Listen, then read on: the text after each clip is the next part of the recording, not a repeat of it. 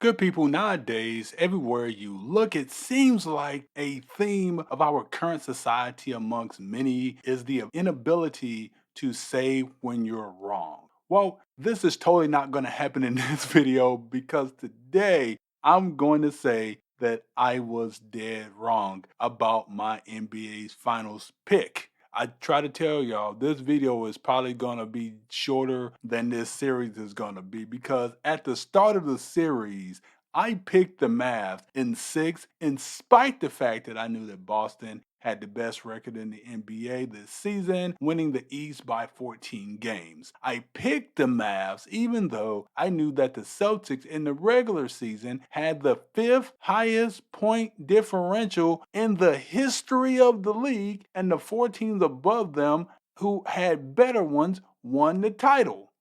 I still picked the Mavs mostly because, yes, they are my hometown team, but also because I thought that if the Mavs could keep the games close, somewhere between 6 to 8 points in the fourth quarter, that because up to this point in the playoffs, that Kyrie and Luca have been two of, if not the two best closers in the playoffs, that I believe that they could bring the games home if they were close.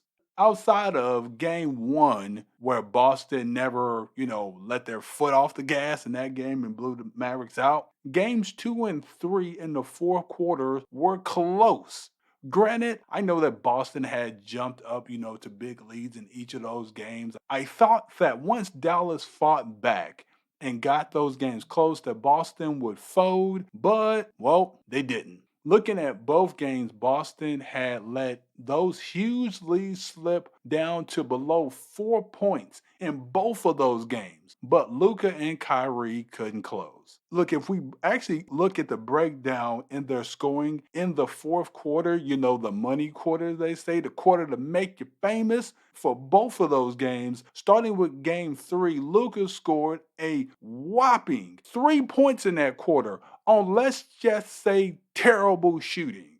Kyrie actually wasn't much better, scoring, 4 points on only 40% shooting. In game three, the duo, if you look at the overall box score, you'd say, man, Luca and Kyrie actually played pretty well. But in actuality, when you look at the fourth quarter, they basically were the same duo they were in the second game. Kyrie scored more points in this quarter with seven, so credit to him for that, but he only shot a little over 33%.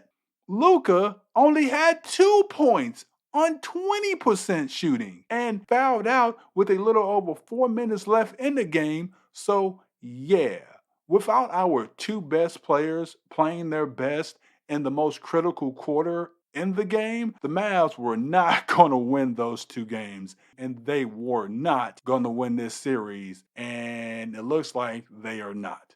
No team has ever come back from a 0-3 hole in the history of the NBA.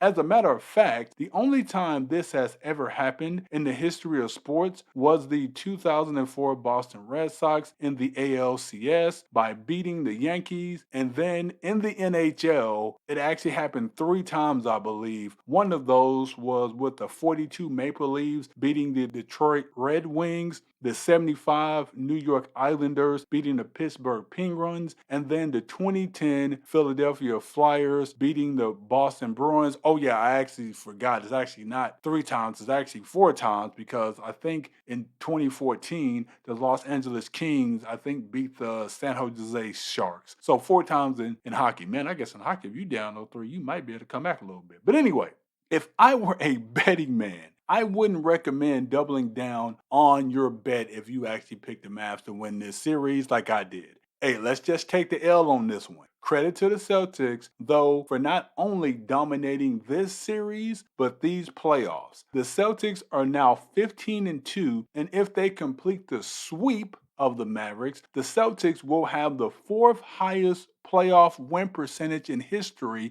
only behind the 16-17 Warriors, the 2000-2001 Lakers, and then the 82-83 Moses Malone, Dr. J 76ers. All of those, by the way, are actually known as some of the greatest NBA teams in history. When the Celtics win this championship, now, me personally, I won't be able to put them in the greatest NBA teams of all time, category and talks. But at the end of the day, a championship is a championship. And history has shown us that at times, that's all that really matters. But until the next video, I hope you all have a good one. Take care.